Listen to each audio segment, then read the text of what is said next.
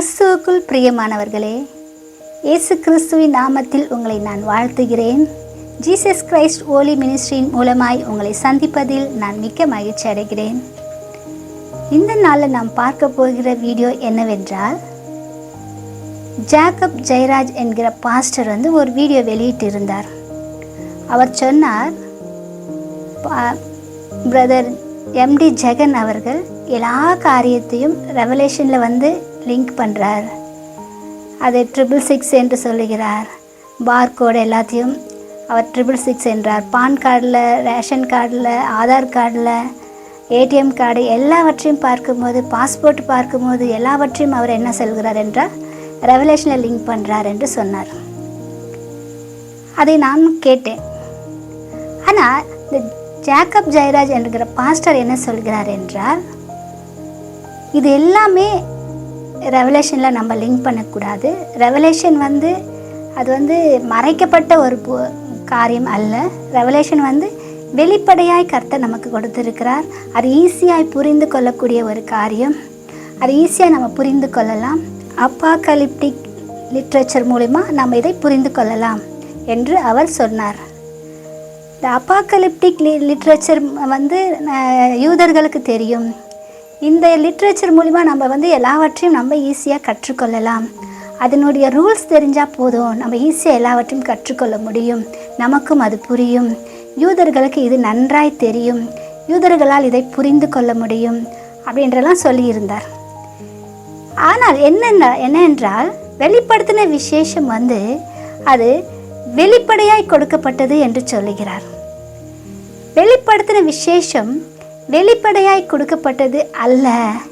அது ஒரு மறைமுகமாய் கர்த்தர் மறைத்து வைத்திருக்கிறார். அவர் சொல்வது என்னவென்றால், இந்த அப்பாகலிப்டிக் லிட்ரேச்சர் மூலிமா நம்ம அதை ஈஸியாக நம்ம புரிந்து கொள்ளலாம். இது இயேசு கூட நம்ம இடத்துல பேசியிருக்கிறார். மத்தேயு 24ஆம் அதிகாரத்தில் அவரும் இந்த லாங்குவேஜில் பயன்படுத்தி இருக்கிறார். தானியேலிலும் இதை பயன்படுத்தி இருக்கிறார்னு சொல்லியிருக்கார். தானியேலில் இருக்கிறது ஆமாம், உண்மைதான். ஆனால் இந்த லாங்குவேஜ் ஈஸியாக யூதர்களால் புரிந்து கொள்ள முடியும். யூதர்களுக்கு இது தெரியும் என்று சொல்லுகிறார். அப்போது யூதர்களுக்கு இது தெரியும் என்று அவர் சொல்கிற அவருடைய வாதம் இதான். ஆகையால் நம்ம நான் ஈஸியாக இதை நான் சொல்லிக் கொடுக்க என்னால் முடியும் என்கிறார்.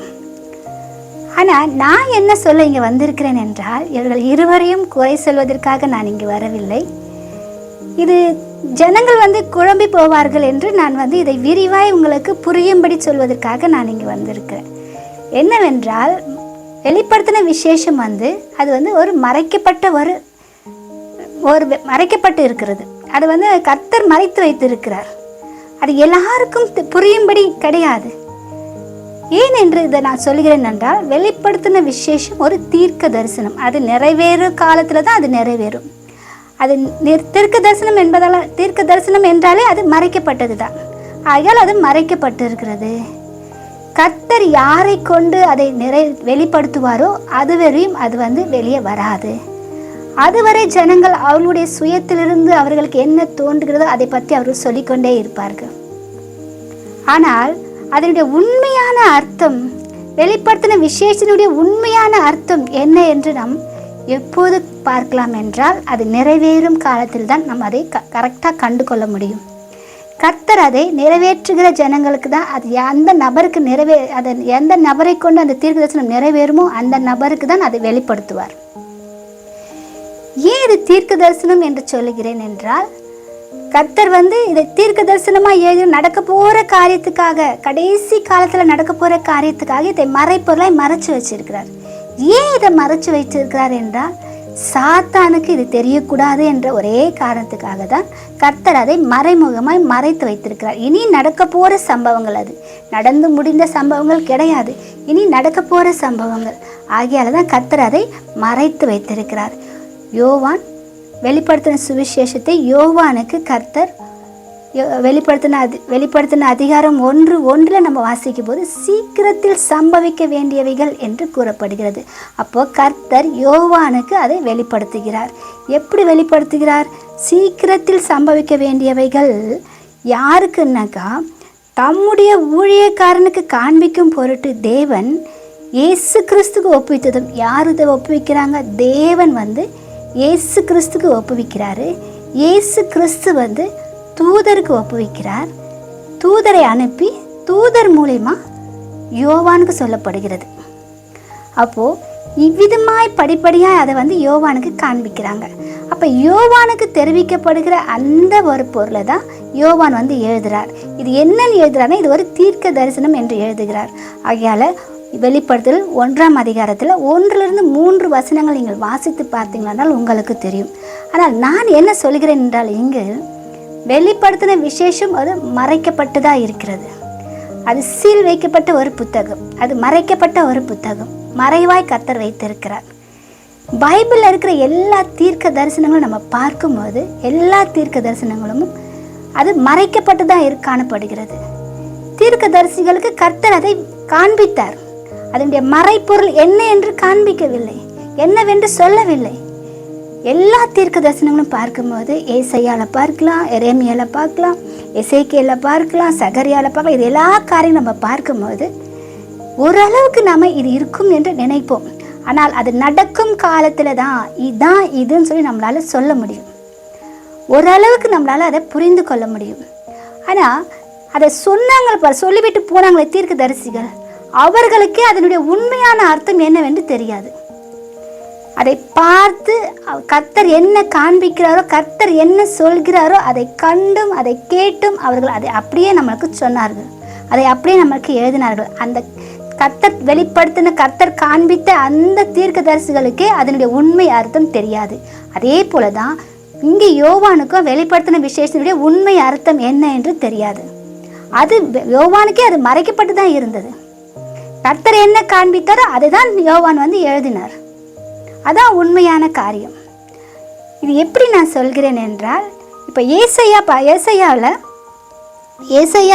61:1-3 வசனங்கள் நம்ம வாசித்து பார்த்தோம் என்றால் என்ன இருக்கிறது என்றால், கர்த்தராகிய தேவனுடைய ஆவியானவர் என்மேல் இருக்கிறார், சிறுமைப்பட்டவர்களுக்கு சுவிசேஷத்தை அறிவிக்க கர்த்தர் என்னை அபிஷேகம் பண்ணினார், இருதயம் நொறுங்குண்டவர்களுக்கு காயம் கட்டுதலையும், சிறைப்பட்டவர்களுக்கு விடுதலையும், கட்டுண்டவர்களுக்கு கட்டழுத்தலையும் என்று நிறைய காரியங்களை இங்கே ஏசாயா கூறிக்கொண்டே வருகிறார்.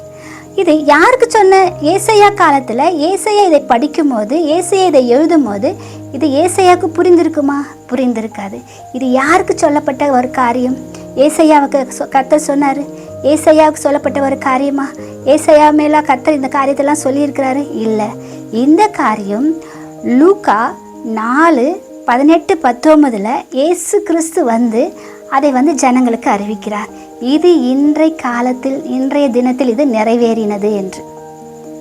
இப்போ இன்றைய தினத்தில் இது நிறைவேறினது எப்போ சொல்கிறாரு? இயேசு சொல்கிறார். இயேசு மாம்சத்தில் இந்த பூமியில் இருந்த பொழுது லூக்கால இந்த காரியத்தை நம்ம சொன்னார் என்று நம்ம அறிந்து கொள்கிறோம். ஆனால் ஏசாயா காலத்தில் இது சொல்லப்பட்டது. ஏசாயா காலத்தில் சொல்லப்பட்ட தீர்க்க தரிசனம் இது. அது ஏசாயா காலத்தில் அது மறைவாக இருந்தது. ஏசாயா காலத்தில் இருந்த ஜனங்களுக்கு அது என்னவென்று, அது உண்மையான கருத்து என்ன, உண்மையான அர்த்தம் என்ன என்பது தெரியாமல் இருந்தது, அது மறைக்கப்பட்டு இருந்தது. ஆனால் நிறைவேறுதலின் காலத்தில் இயேசு கிறிஸ்து சொல்லும்போது தான் ஜனங்களுக்கு அது தெரிந்தது. ஆனால் இந்த பாஸ்டர் சொல்கிறார், அப்பாலிப்டிக் லாங்குவேஜ் தெரிஞ்ச யூதர்களுக்கு இயேசு இதை சொல்லும்போது ஏன் அந்த யூதர்கள் இயேசு சொல்வதை ஏற்றுக்கொள்ளவில்லை? அவர்களுக்கு தான் அந்த லாங்குவேஜ் தெரியுமே, யூதர்களால் இதை ஈஸியாக புரிந்து கொள்ள முடியும், யூதர்களுக்கு தான் இந்த லாங்குவேஜ் தெரியும் என்று சொல்லுகிறார். அப்போது இந்த அப்பாலிப்டிக் லாங்குவேஜ் தெரிஞ்ச யூதர்கள் இயேசு சொல்வதை அந்த நேரத்தில் ஏன் ஏற்றுக்கொள்ளவில்லை? ஏன் மறுத்தார்கள்? இயேசு தான் மேசியா என்று ஏன் அவர்களால் அறிந்து கொள்ள முடியவில்லை? இயேசு தான் இந்த உலகத்தை ரட்சிக்க வந்தார், உலக ரட்சகர் என்று ஏன் அவர்களால் ஏற்றுக்கொள்ள முடியவில்லை? அவர்களுக்கு அந்த லாங்குவேஜ் தெரியுமே.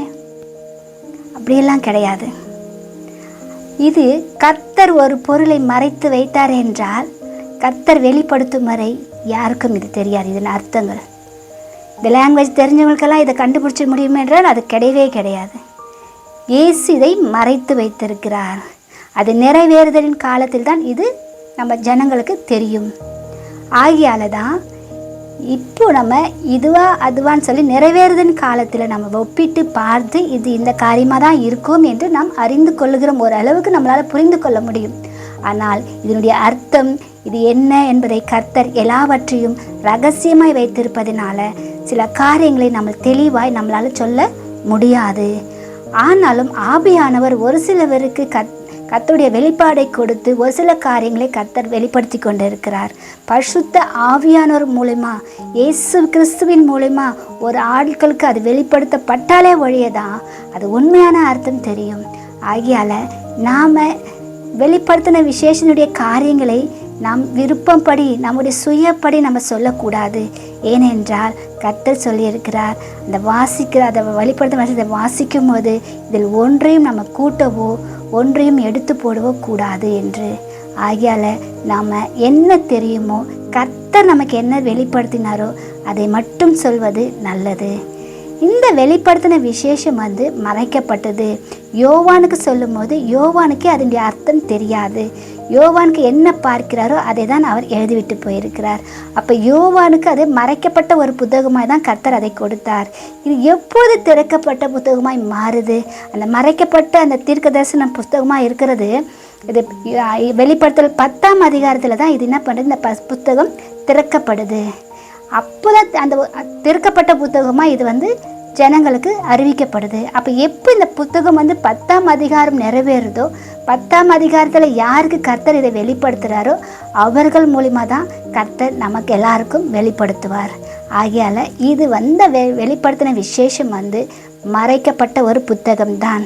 கர்த்தர் இதை மறைவாய் தான் வைத்திருக்கிறார். வெளிப்படுத்தின விசேஷத்தில் நிறைய காரியங்கள் மறைக்கப்பட்டிருக்கிறது, ரகசியமாய் காணப்படுகிறது. இன்றைக்கு நம்ம எல்லாம் சொல்லலாம், 666 என்ன என்று சொல்லலாம், அதிலும் ஒரு ரகசியம் இருக்கிறது. இன்றைக்கு 666 பற்றி பேசுகிறார்கள், ஆனால் அதனுடைய உண்மையான அர்த்தத்தை இதுவரையும் யாரும் சொல்லவில்லை. யாராலும் வெளிப்படையாக சொல்ல முடியவில்லை. கரெக்டாக இதுதான் நடக்கும் சொல்ல முடிகிறதா? கர்த்தரிடத்தில் கேட்டு பெற்றுக்கொண்டு தான் நம்மளால் சொல்ல முடியும். இன்றைக்கு 666 காரியங்கள் நடந்து கொண்டு தான் இருக்கிறது. இந்த காலகட்டத்தில் நம்ம அதெல்லாம் பார்த்து கொண்டு தான் இருக்கிறோம்.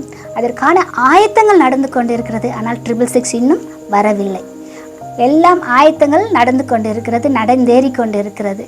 ஆனால் இந்த காலகட்டத்தில் நாம் பார்க்கும்போது 666 ஒரு ரகசியம், 7 சபைகள் ஒரு ரகசியம்தான். 7 சபைகள் ரகசியமாக தான் கொடுக்கப்பட்டு இருக்கிறது. 7 சபையின் காரியங்களும் இன்னைக்கு ரகசியமாக இருக்கிறது. ஒரு சில காரியங்களை கர்த்தர் வெளிப்படுத்தி கொண்டு இருக்கிறார். அது மட்டும் இல்லாமல் 7 தலை 10 கொம்பு உள்ள காரியங்களும் ரகசியமாக இருக்கிறது. அப்போ வெளிப்படுத்தின விஷயம் இத்தனை ரகசியங்கள் இருக்குது. கடைசியாக 7வது எக்காலம் ஊதும், அதுவும் ஒரு ரகசியமாக தான் இருக்கிறது. அப்போ இந்த ரகசியங்களெல்லாம் நாம் தெரிந்து கொள்ள வேண்டும் என்றால் கர்த்தருடைய உதவியால் தான் நாம் தெரிந்து கொள்ள முடியும். இதனுடைய உண்மையான அர்த்தம் என்ன, இதனுடைய ரகசியம் என்ன என்பதை நாம் தெரிந்து கொள்ள வேண்டும். அதான் நமக்கு முக்கியமானது. அதை தெரிந்து கொள்ள தான் நாம் முயற்சி செய்யணும். அதை தெரிந்து இதான் அர்த்தம் என்று நாம் ஜனங்களுக்கு அறிவிக்க வேண்டும். நாம் எல்லாவற்றையும் ஜனங்களுக்கு போதித்து சில காரியங்களை சொல்லி ஜனங்களை குழப்பக்கூடாது. ஜனங்கள் எதை நம்புவது, எதை விட்டு விடுவது ஒன்றும் தெரியாமல் அவர்கள் ஏதோ ஒரு பாதையில் சென்று விடுவார்கள். விசுவாசிகள் உண்மையாமே கர்த்தரை தேடுகிறவர்கள், கர்த்தரிடத்தில் வருகிறவர்கள் பின்வாங்கி போகாதபடி கர்த்தரோடு கூட அந்த கர்த்தருடைய ராஜ்யத்தை கட்ட தான் நாம் எல்லாம் முயற்சி செய்யணும். ஜனங்களை எல்லாம் நாம் கர்த்தரிடத்தில் சேர்ப்பதற்காக தான் நம்ம எல்லாரும் ஊழியக்காரர்களாக இருக்கிறோம், கர்த்தருடைய வேலைக்காரர்களாக இருக்கிறோம். நாம் எல்லாருமே கர்த்தரிடத்தில் ஜனங்களை சேர்க்க, கர்த்தருடைய அறுவடையில் நம்ம ஜனங்களை அறுவடை செய்து கர்த்தருடைய களஞ்சத்தில் சேர்க்கிறவர்களாக தான் நாம் காணப்படணும். அப்போ கர்த்தருடைய களஞ்சத்தில் நாம் ஜனங்களை சேர்க்கணும். அதற்காக முயற்சி செய்வோம். அதற்கான வெளிப்பாடுகளை ஜனங்களுக்கு அறிவிப்போம். நமக்கு தெரிந்து கர்த்தர் நமக்கு ஏதாவது உண்மையாக வெளிப்படுத்தினால் அந்த காரியத்தை ஜனங்களிடத்தில் நாம் சொல்லுவோம். கர்த்தர் இந்த ஜனங்களை ரட்சிப்பதற்காக, இந்த பூமியில் கர்த்தருடைய ராஜ்யம் ஸ்தாபிக்கப்படுவதற்காக கர்த்தர் முயற்சி செய்து கொண்டிருக்கிறார். அவரோடு இணைந்து நாமும் செயல்படுவோம். கர்த்தருடைய ராஜ்யம் இந்த பூமியில் ஸ்தாபிக்கப்படும்.